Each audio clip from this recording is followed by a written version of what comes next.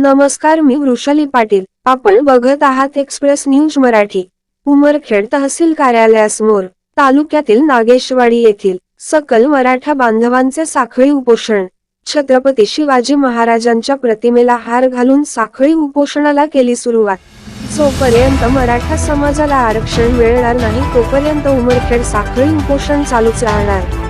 उमरखेड येथून मुख्य संपादक शिवाजीराव देवसरकर यांचा एक्सप्रेस न्यूज साठी रिपोर्ट.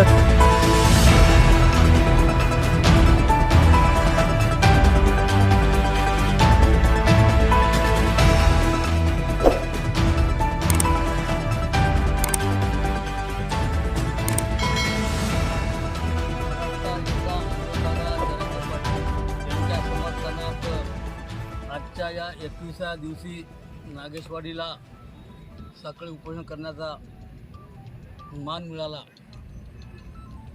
हे मराठा आंदोलन जंगे पाटलाच्या समर्थनासाठी आम्ही सर्व एक संघ मनोज पाटील यांच्या पाठीशी उभा आहोत. आता या शेवटच्या पर्वामध्ये हे जे शेवटचं पर्व चालू आहे, या पर्वात आम्ही सर्व समाज बांधव सामील आहोत आणि यापुढचं सकळ मराठा समाजाच्या वतीनं जे मनोज पाटील जरांगे पुढची दिशा देतील त्याच्या पाठीशी आम्ही त्या दिशेनं वाटचाल करणार आहोत, यात मात्र शंका नाही. आणि सर्व सकळ समाज मराठा बांधव यात सामील होतील असे आम्ही नागेशवाडीच्या वतीनं ग्वाही देतो आणि आम्ही थांबतो.